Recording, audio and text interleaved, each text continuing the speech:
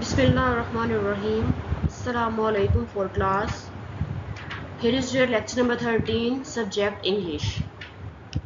Students, as you know that we already done our unit number 3.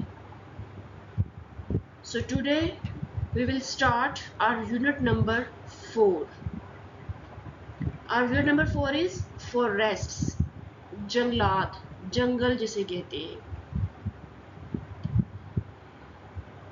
जंगल क्या होते हैं, जंगल कैसे बनते हैं, कितनी किस्म के जंगल होते हैं, किस तरह के फॉरेस्ट होते हैं, वहाँ पर ट्रीज कैसे होते हैं, वो हमें किस काम आते हैं, फॉरेस्ट हमारे लिए क्यों ज़रूरी है, ये सब कुछ जो है वो हम इस चैप्टर में पढ़ेंगे.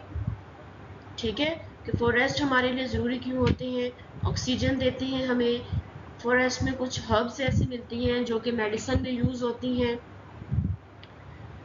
फिर और बहुत सारे फ़ायदे होते हैं. ट्रीज़ के बहुत फ़ायदे होते हैं. ग्रीनरी होती है हर तरफ जो हमारे लिए बहुत ज़रूरी है. फॉरेस्ट जो होते हैं वो फूड भी देते हैं और एनिमल्स के लिए शेल्टर का काम भी करते हैं.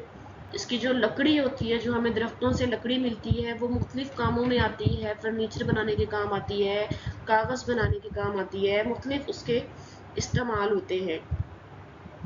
फिर इससे हमें फ्रूट्स भी मिलते हैं बहुत सारे. ठीक है, वैल्यूएबल प्रोडक्ट्स मिलती हैं हमें. रबड़ हो गई, गम हो गई, ये सारी चीज़ें जो है वो हमें फॉरेस्ट से मिलती हैं.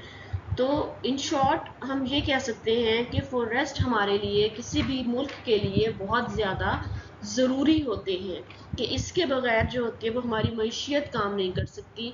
हमें फ्रूट नहीं मिलेंगे, हमें फूड नहीं मिलेगा, मेडिसिन के लिए हर्ब्स नहीं मिलेंगी, तो बहुत सारे नुकसानात हमें हो सकती हैं. ऑक्सीजन सबसे बड़ी चीज़, ज़िंदा रहने के लिए इंसान को ऑक्सीजन की ज़रूरत है.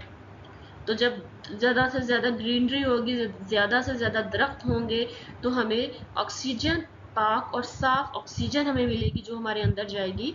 तो फॉरेस्ट के जितने भी हम फ़ायदे गिनना चाहें हम नहीं गिन सकते, इसके इतने फ़ायदे हैं. ठीक है, now let's start our unit. As you see, this is the picture of your unit number 4 forest vocabulary box है इसके अंदर बना हुआ. यहाँ से वर्ड्स लेके हमने वर्ड मीनिंग भी करने हैं जो कि आपके जो नोटबुक साइड का वर्क होगा उसमें होगा. अभी हम सिर्फ रीडिंग स्टार्ट करते हैं यूनिट की. जी, तो ये रीडिंग स्टार्ट करते हैं हम. Coniferous forests usually have a single variety of trees. ये जंगलात की इकसाम आपको डिफरेंट बताई जाएंगी और फिर उनमें जो उनकी खसूसियात हैं आपको वो भी साथ बता दी जाएंगी. Coniferous फॉरेस्ट हैं, वो कहते हैं कि जो ये वाले जंगल होते हैं, ये जो फॉरेस्ट होते हैं, वो आमतौर पर इनमें ट्रीज की सिर्फ एक ही वैरायटी होती है. ठीक है, Here the trees are very tall, बहुत लंबे होते हैं दरख्त यहाँ पर. Some being 150 to 200 feet in height. कुछ जो होते हैं वो इतने लंबे होते हैं कि वो 150 से लेके 200 फीट तक ऊंचे होते हैं. The trees have straight trunks of soft wood which make them useful as valuable timber. कि ये जो ट्रीज होते हैं इनकी शाखें बहुत सीधी होती हैं और सॉफ्ट होती हैं. ठीक है, और ये वैल्यूएबल कहती हैं कीमती फर्नीचर बनाने के जो है वो काम आती हैं. इसकी जो लकड़ी होती है, सॉफ्ट वुड जो होती है. दे आर एवरग्रीन, वो ये हमेशा हरे रहते हैं. And do not shade there leaves for at least 5 years. कि ये हमेशा हरे भरे रहती हैं और कम से कम 5 साल तक ये अपने पत्ते नहीं झड़ते. मतलब इनके पत्ते झड़ते नहीं हैं कम से कम 5 साल तक. They are found higher up on mountain slopes in the northern areas of Pakistan like Swat, Malakand, Mansehra, Abbottabad and the hills of Balochistan. वो कहते हैं कि they are found higher up on mountain slopes in the northern area of Pakistan. कि ये पाए जाते हैं पाकिस्तान के शुमाली इलाका जात में, मतलब जहाँ पर पहाड़ी इलाके जो है पाकिस्तान के वहाँ पर पाए जाते हैं. जैसे कि सवात हो गया, मालाकंड हो गया, मानसहरा हो गया, Abbottabad and the hills of Balochistan, जो बलूचिस्तान के पहाड़ी इलाके हैं वहाँ पर. तो ये दरख्त जो होते हैं, ये जंगलात जो होती हैं, फॉरेस्ट जो होते हैं, ये आमतौर पर पहाड़ी इलाकों में पाए जाते हैं जैसे कि पाकिस्तान के नॉर्दर्न एरियाज हैं. अब कैनिफेरस फॉरेस्ट के बारे में पढ़ लिया, उसके बाद नेक्स्ट हमारे पास आता है juniper. The juniper forest of Balochistan are very old, कि बलूचिस्तान के जो जूनिपर फॉरेस्ट हैं, जंगलात हैं, ये बहुत पुराने हैं। Some of the trees are as old as 5000 years, कुछ दरख्त तो इतने ज़्यादा पुराने हैं कि वो 5000 साल पुराने दरख्त हैं। The trees have long roots touching the ground, कि दरख्तों की लंबी लंबी जो है वो शाखें हैं जो कि ग्राउंड को छू रही हैं। These roots sprout into new trees, फिर ये रूट्स जो होती हैं ये नए दरख्तों में बदल जाती हैं। The juniper trees grow very slowly, about 1 centimeter in a year, कि ये इतनी आहिस्ता आहिस्ता बढ़ते हैं, ये वाले जो दरख्त होते हैं जूनिपर ट्रीज जो होते हैं, कि ये एक साल में 1 सेंटीमीटर बढ़ते हैं, इतनी आहिस्ता रफ्तार होती है इनकी। ठीक है, ये जूनिपर हो गया। कैनिफेरस के बाद जूनिपर, जूनिपर के बाद नेक्स्ट आते हैं इना डिसीडियस फॉरेस्ट। जो डिसीडियस फॉरेस्ट होते हैं उनके बारे में अब पढ़ते हैं हम कि वो क्या होते हैं। ठीक है, the trees shed their leaves with the beginning of the winter season, कि विंटर सीजन जो होता है ना उसमें ट्रीज जो होते हैं वो अपने पत्तों को झड़ देती हैं, उनके पत्ते जो होते हैं वो ख़त्म हो जाते हैं, आहिस्ता से झड़ना शुरू हो जाते हैं। And the trees remain without leaves for several weeks और मंथ्स, और जो दरख्त होते हैं वो बगैर पत्तों के बहुत सारे हफ्ते और बहुत सारे महीने जो हैं वो ऐसे ही रहते हैं। Oak, birch, walnut and chestnut are examples of deciduous trees, के डिसीडियस जो ट्रीज होते हैं उनके एग्जाम्पल्स कौन कौन से दरख्त हैं? ओक है, बिर्च है, वॉलनट है, चेस्टनट है, ये सब एग्जाम्पल हैं डिसीडियस ट्रीज के।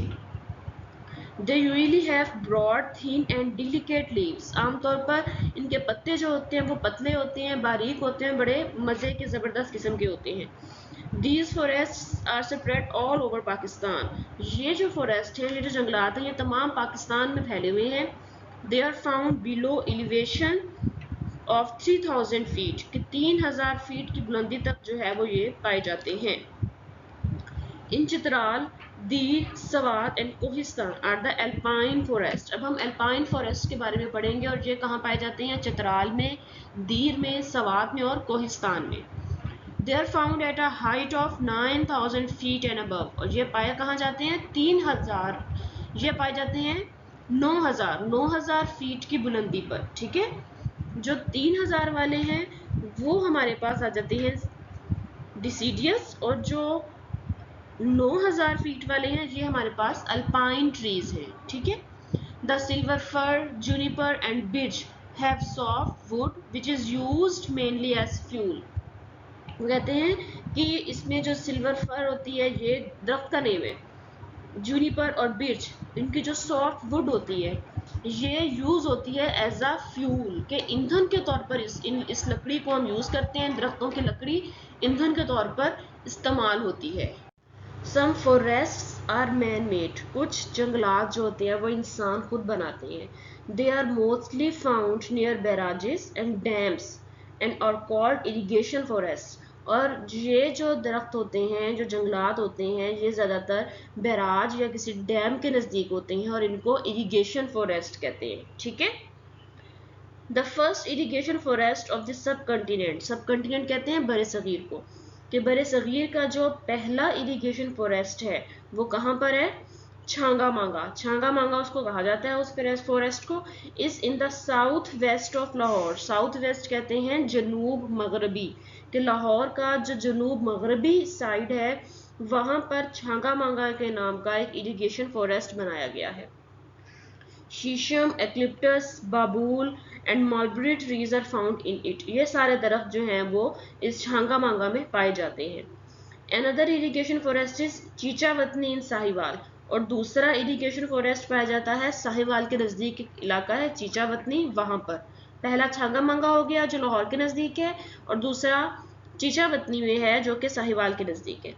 Mangroves are forest which grow in the fresh water flowing into the sea from the coast, और फिर वो कहता है कि मैंग्रोव्स आ गए हैं। ये वो वाले फॉरेस्ट होते हैं जो कि समंदर के साहिल के नज़दीक होते हैं, जो फ्रेश वाटर में ग्रो करते हैं। दीज ट्रीज आर स्मॉल, ये ट्री बहुत छोटे होते हैं, अबाउट 3 to 5 फीट, जो कि 3 से 5 फीट तक के होते हैं। ये इतने छोटे दरख्त होते हैं।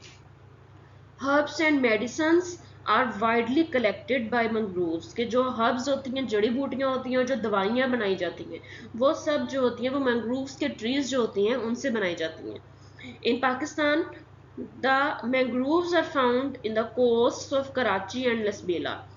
पाकिस्तान में कहाँ पाए जाते हैं ये मैंग्रोव ट्रीज? ये पाए जाते हैं जो कराची का साहिल है वहां पर, और लसबेला वाली साइड पे। Forest are lungs of nature, nature के लंग्स होती हैं जो फॉरेस्ट होती हैं। They take in carbon dioxide, वो कार्बन डाइऑक्साइड अपने अंदर लेकर जाते हैं, एंड गिव आउट, और बाहर निकालती हैं ऑक्सीजन, ऑक्सीजन जो होते हैं उसको बाहर निकालते हैं, which is essential for life, जो हमारी ज़िंदगी के लिए, जो इंसानी ज़िंदगी के लिए बहुत ज़रूरी है। कि जो जंगल में जो दरख्त लगे हुए होते हैं वो क्या करते हैं, क्या काम करते हैं कि दरख्त कार्बन डाइऑक्साइड अपने अंदर एब्जॉर्ब करते हैं, अपने अंदर लेके जाते हैं, और ऑक्सीजन बाहर निकालते हैं। और आप सबको जैसे कि पता ही है कि ऑक्सीजन हमारे सांस लेने के लिए, जिंदा रहने के लिए, ज़िंदगी के लिए बहुत ज़्यादा ज़रूरी है।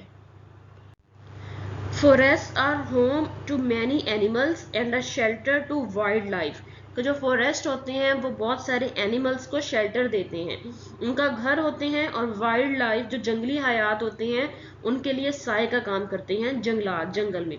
Birds, squirrels and monkeys occupy the upper canopy, कि जो बर्ड्स होते हैं, परिंदे, या जो स्क्वल्स होती हैं, जो मंकी होते हैं, वो सब दरख्तों के ऊपर वाली साइड पे रहते हैं, ठीक है, वहां पर उन्होंने अपने घर बनाए हुए होते हैं। Owls, woodpecker and parrots make their homes lower down, कि जो owls होते हैं, जो उल्लू होते हैं, woodpecker होता है, और जो parrot होते हैं, उन्होंने दरख्त अपने घर बनाए हुए होते हैं उसके नीचे वाली साइड पे। Deer, foxes, lions and tigers occupy the ground, कि जिसमें हिरन होती है, foxes लोमड़ियाँ हो गई, लाइन शेर हो गए, टाइगर चीते हो गए, ये सब जो होते हैं ग्राउंड में, ग्राउंड मतलब दरख्तों के साए के नीचे बैठे हुए होती हैं ये सब लोग। While moles and rabbits have holes, के rabbits और moles ने होल बनाए हुए होते हैं, सुराख बनाए हुए होते हैं। And burrows in the underground roots, underground roots होती हैं, दरख्त के जो नीचे रूट्स होती हैं वो उसको ज़मीन को खोद कर उसके अंदर उन्होंने अपने घर बनाए हुए होते हैं। And soil of the forest, forest की जो मट्टी होती है उसके अंदर। Snakes, snails, ants and nests, nests कहते हैं बेटे मक्खी की तरह, मच्छर की तरह, एक ना हशरात में ही आता है ये चीज़, मक्खी ही होती है एक तरह की। तो इन सब ने जो होते हैं वो अपने, ये सब भी छुपे हुए होते हैं वहां पर। Ants and nets lie in wait for food among the dead leaves, कि ये सारी चीज़ें जो होती हैं ये इंतज़ार में होती हैं, जो डेड लीव्स होते हैं, जो कि दरख्तों से झड़ चुकी होती हैं जो पत्ते, उनको अपनी खुराक बनाते हैं। The forest is a noisy place with a mixture of sounds, forest जो होता है वो एक शोर करने वाली जगह जहाँ पे मिक्सचर ऑफ साउंड्स होते हैं, जहाँ बहुत सारी आवाज़ें होती हैं। Animals communicate and talk to each other by calls and smell, कि एनिमल्स आपस में कैसे बात करते हैं, वो एक दूसरे की स्मेल से एक दूसरे को पहचानते हैं, या फिर एक दूसरे की आवाज़ों से एक दूसरे को पहचानते हैं। The forest does not mind us using its resources, कि फॉरेस्ट जो होते हैं वो बिल्कुल भी माइंड नहीं करते अगर हम उनके रिसोर्सेज को, उनकी जो फॉरेस्ट की जो चीज़ें होती हैं अगर हम उनको इस्तेमाल करें, तो फॉरेस्ट इस चीज़ को माइंड नहीं करते जैसे कि इंसान माइंड कर जाता है। इन द नेचुरल एनवायरनमेंट, कुदरती माहौल में, the animals and plant life support each other, ये एनिमल और जो प्लांट्स की लाइफ होती है वो एक दूसरे को सपोर्ट करते हैं। And they also depend on one another, वो एक दूसरे के ऊपर डिपेंड भी करते हैं, मतलब एनिमल्स को प्लांट्स चाहिए होते हैं, प्लांट्स को एनिमल्स, मतलब एक दूसरे के ऊपर वो डिपेंड करते हैं। These in turn affect the climate, और ये इसका टर्न क्या होता है, इफेक्ट क्या होता है, क्लाइमेट पे पड़ता है। When this balance created by Allah subhanahu wa ta'ala is disturbed by man, फिर ये जो बैलेंस है ये जब डिस्टर्ब हो जाता है, ये बैलेंस जो अल्लाह पाक ने बनाया है वो इंसान की वजह से जब डिस्टर्ब हो जाता है, it affects the world climate and environment, तो इसका इफेक्ट क्या पड़ता है दुनिया के माहौल पर, दुनिया के जो क्लाइमेट है उसके ऊपर इसका इफेक्ट पड़ता है, बुरा असर पड़ता है। This causes harmful effects on man, और इसका हार्मफुल इफेक्ट इंसानों पर भी पड़ता है, as well as other forms of life, और ज़िंदगी की जो दूसरी चीज़ें हैं उन पर भी पड़ जाता है। The forest is our friend, जो जंगलात होते हैं, फॉरेस्ट जंगल जो है वो हमारा दोस्त है। सो और all the plants and animals that live in it, और इसी तरह से उसके अंदर जितने भी पौधे हैं, जितने एनिमल्स हैं, वो सब भी हमारे दोस्त ही हुए। वी मस्ट हेल्प देम, हमें उनकी मदद करनी चाहिए। एंड इंश्योर दैट, और इस चीज़ को यकीनी बनाना चाहिए, that they remain our friends forever, कि इनको हम हमेशा अपने दोस्त ही रखें। इसका मकसद, इसका मतलब बात यहाँ कहने का ये है कि हमें उनको नुकसान नहीं पहुंचाना चाहिए। बहुत सारे लोग आजकल, जैसे हम सुनते हुए आ रहे हैं कि जंगलात खत्म हो रहे हैं, लोग कहते हैं दरख्त उगाएं, दरख्त उगाओ। दरख्त उगाने के लिए क्यों कहा जाता है? क्योंकि ये माहौल दोस्त होते हैं। जितने जितने ज्यादा दरख्त होंगे उतना ज्यादा हमारा माहौल ठंडा होगा। गर्मी क्यों पड़ रही है इतनी ज़्यादा? क्योंकि दरख्त नहीं है। दरख्त नहीं है, सूरज की शुआएं डायरेक्ट जब ज़मीन पे पड़ती हैं तो वो ज़्यादा गर्मी प्रोड्यूस करती हैं। लेकिन अगर दरख्त लगे हुए होंगे, ज़ाहिर दरख्तों की छाँव होगी, डायरेक्ट रोशनी, डायरेक्ट शुआएं जो हैं वो सूरज की ज़मीन पर नहीं पड़ेंगी, तो उतनी ज़्यादा माहौल ठंडा होगा। आपने देखा होगा, आप कभी किसी दरख्त के नीचे बैठे हुए हो या जहाँ ज़्यादा सारे पौधे लगे हुए होते हैं, वहाँ पर हमें गर्मी महसूस नहीं होती है, वहाँ पर हवा भी ठंडी लगती है। इसलिए क्योंकि वहाँ पे ग्रीनरी है, पौधे हैं, दरख्त हैं, जो कि सूरज की शुआओं को डायरेक्ट हम तक पहुँचने नहीं देती। तो इसीलिए कहा जाता है कि ज़्यादा से ज़्यादा दरख्त उगाएं और जंगलात जो ख़त्म हो रहे हैं उनको ख़त्म होने से बचाएं। A country can live without gold, एक मुल्क जो है वो गोल्ड के बगैर, सोने के बगैर तो रह सकता है, बट नॉट विदाउट फॉरेस्ट, लेकिन जंगलात के बगैर जो है वो कोई भी मुल्क नहीं रह सकता। जी, ये तो थी आपकी रीडिंग। हमारी रीडिंग कंप्लीट हो गई है, ठीक है। अब नेक्स्ट हम चलते हैं इसकी एक्सरसाइज की तरफ। जी, एक्सरसाइज स्टार्ट करते हैं हम। पेज नंबर 70 है और ए पार्ट है इसका। वोकैबुलरी में underline the most suitable meaning of the word according to the text. Text के अकॉर्डिंग मोस्ट सुटेबल मीनिंग जो है वो उसको आपने टिक करना है। मैंने आपके आसानी के लिए इसमें टिक किए भी हुए हैं। सबसे पहले है एनवायरनमेंट। एनवायरनमेंट क्या होता है? सराउंडिंग, प्लेस और हर्ब्स। एनवायरनमेंट होता है सराउंडिंग। इंक्लूड्स, शामिल होना, मतलब contains. Delicate, fine. Element, element कहते हैं बीमार हो जाने को, ठीक है। किसी तकलीफ को, दुख को, किसी मर्ज को कहते हैं एलमेंट, मतलब डिजीज, कोई बीमारी। Valuable, costly. Disturbed, upset. Fertile, rich. Essential मतलब जरूरी, नेसेसरी। टिम्बर मीन वुड, ठीक है। इसको आपने एज इट इज लर्न करना है। No page number 71 C part करेंगे हम, ठीक है। इसमें आ गया है fill in the blanks with suitable words from the box. ये नीचे बॉक्स में आपको कुछ वर्ड्स दिए गए हैं, इनको लेके आपने ब्लैंक्स को फिलअप करना है। ए है the dash bus driver, the reckless bus driver took a dreadful turn, बड़ा खतरनाक किस्म का एक बस ड्राइवर ने टर्न लिया ऑन द मेन रोड पर। His he hit a car on the other side of the road, कि दूसरे साइड के रोड पर जो एक कार थी, इस ट्रक ने उसको हिट किया। It was a shameful accident, बड़ा शेमफुल जो है वो एक्सीडेंट था। The bus driver accepted his careless mistake, जो बस ड्राइवर है उसने अपनी केयरलेस, लापरवाही की वजह से जो उससे गलती हुई उसने उसको एक्सेप्ट किया। बी में है your writing will be meaningful, you are careful in selecting your words, कि आपकी राइटिंग जो है वो मीनिंगफुल होनी चाहिए और आपको अपने अल्फाज की सिलेक्शन में जो है वो केयरफुल होना चाहिए। C the gardener have the harmless snake to a snake chamber, ठीक है, उसके पास हार्मलेस स्नेक था स्नेक चैम्बर में, जो पटारी सी होती है उसके अंदर। नेक्स्ट आपका आ गया है match the words with the opposites, उनके जो ऑपोजिट्स हैं उनके साथ आपने उनको मैच करना है। सबसे पहले है इसका इंक्लूड्स। इंक्लूड्स मीन, इसको ऑपोजिट इसका हो जाएगा एक्सक्लूड, निकालना। वैल्यूएबल, कदर को कहते हैं। वर्थलेस, जो बेकदरा हो, जो बेकदरी चीज उसको कहते हैं। Thick, thin. मोइस्ट कहते हैं जो जिसमें नमी होती है। ड्राई, खुश्क को कहते हैं। फर्टाइल, जखेज। बैरन, जो बंजर होती है। रिसीव, हासिल करना। गिव, देना। हार्मफुल जो है उसका मतलब होता है नुकसानदेह। हार्मलेस, जो नुकसान नहीं देता। डेलिकेट, डेलिकेट बड़ा अच्छा, नफीस सा, प्यारा सा। और रफ कहते हैं बहुत रफ सरफेस जो होती है उसको, ठीक है। Now open page number 72 F part है fill in the blanks with suitable words from the box. Box में ही वर्ड्स दिए हुए हैं, इन्हीं को लेके आपने इन ब्लैंक्स को फिलअप करना है। ए है polar bears live in a very cold environment, but ठंडे इलाके में रहते हैं bear. They shelter in caves covered with snow, कि वो शेल्टर लेते हैं, पनाह लेते हैं उन केव्स में, उन गारों में जिनमें स्नो जो के साथ जो कवर होती हैं। They can be often found on the slopes of the Arctic region. B है the mountainous slopes of Swat are covered with herbs, herbs के साथ सारी कवर है। The locals use this herbs to cure their ailment, कि अपनी तकलीफ को, बीमारी को, मर्ज को दूर करने के लिए जो लोकल वहाँ के रहने वाले हैं वो इन हर्ब्स को यूज करते हैं। These herbs are often found on the floor of the forest, but sometimes they are located in the canopy. C आ गया है,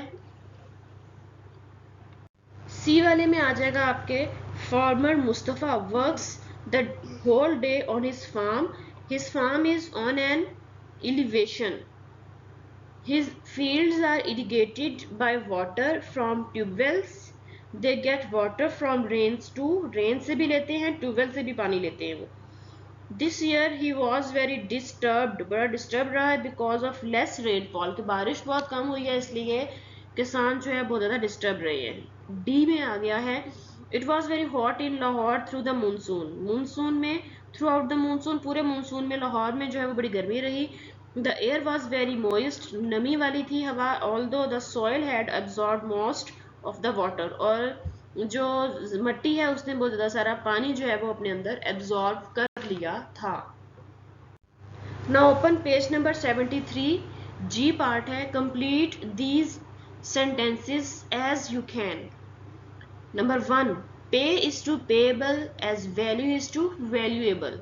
Number 2, absorb is to absorption as communicate is to communication.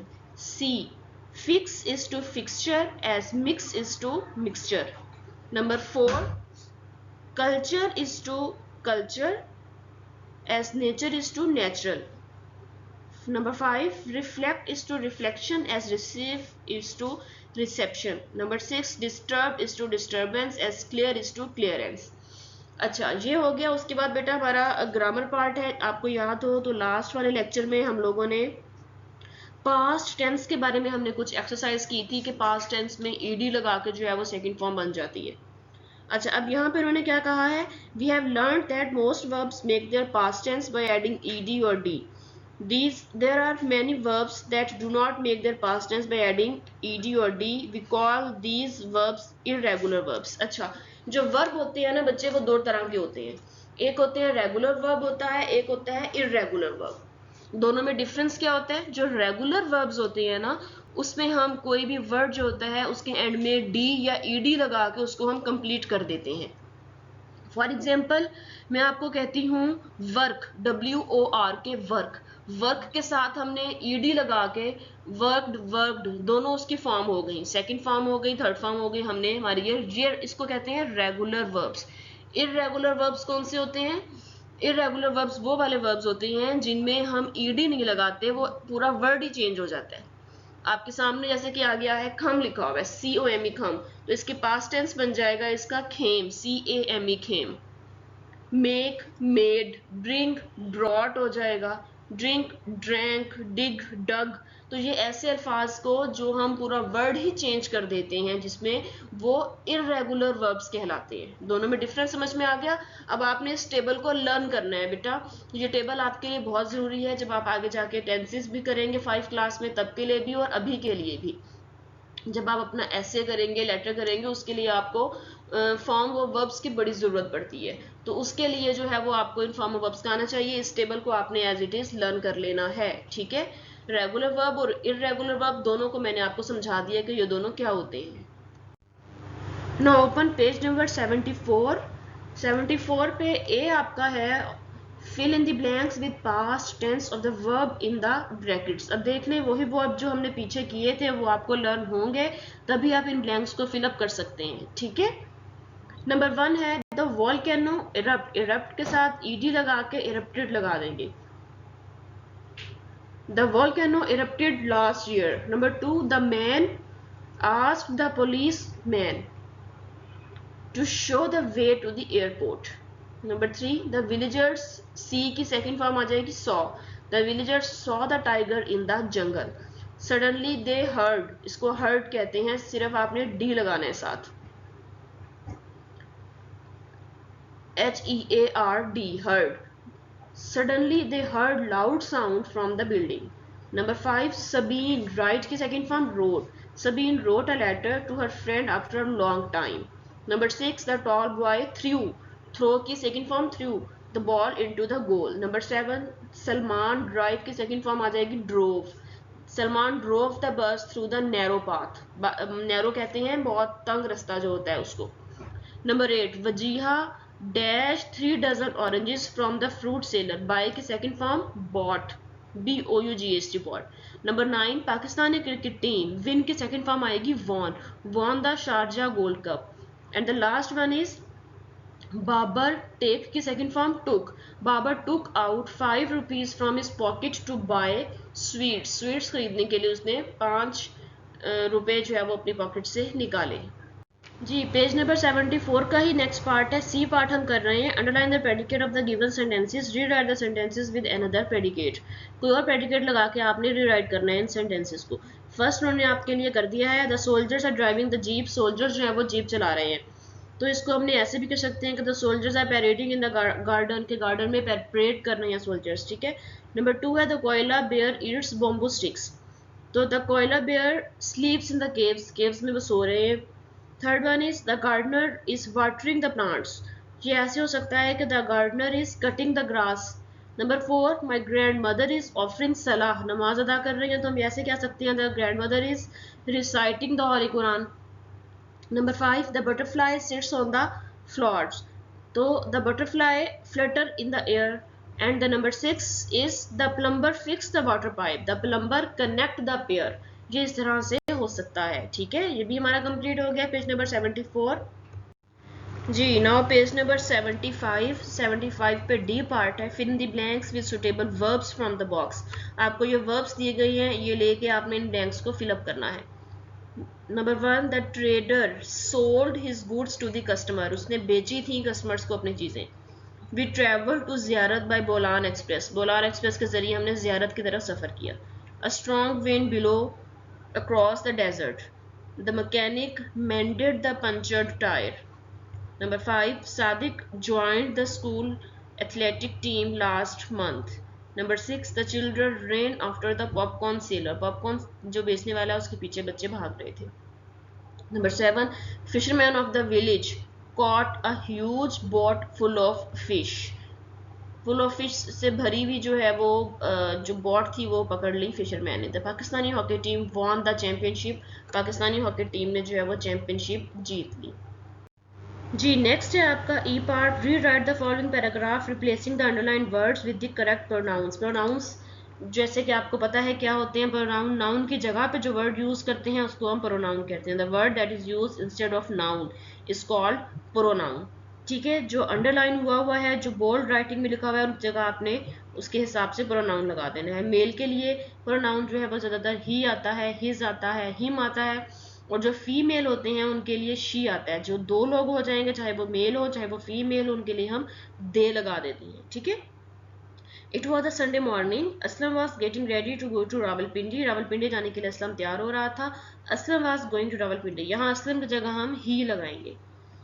Aslam's mother was ironing their clothes, उनके कपड़ों को इस्त्री कर रही थी। Mother she was going to pack them in a suitcase, grandmother was helping her, यहाँ फिर ग्रैंड मदर की जगह शी आ जाएगा। She was folding the clothes and putting them into a suitcase.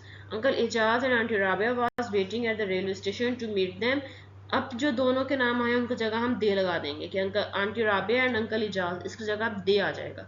They were very happy to see them, ठीक है। आपका ये कंप्लीट हो गया है। जी, now open page number 76। This is the last work of your unit number 4 from book side, ठीक है। ये लास्ट वर्क है आपका बेटा, इसमें आपने क्या करना है, ये वर्क थोड़ा सा मैं आपके लिए छोड़ रही हूँ, ये आपने खुद करना है। करना क्या है, complete the story by filling the blanks with suitable adjectives. Adjectives लगाने हैं आपने। एडजेक्टिव का आपको पता है क्या होते हैं, किसी भी नाउन की जो खूबी होती है ठीक है, जो उसकी क्वालिटी होती है उसको एडजेक्टिव कहते हैं। आपको ये बॉक्स में आपको उन्होंने एडजेक्टिव दिए हुए हैं।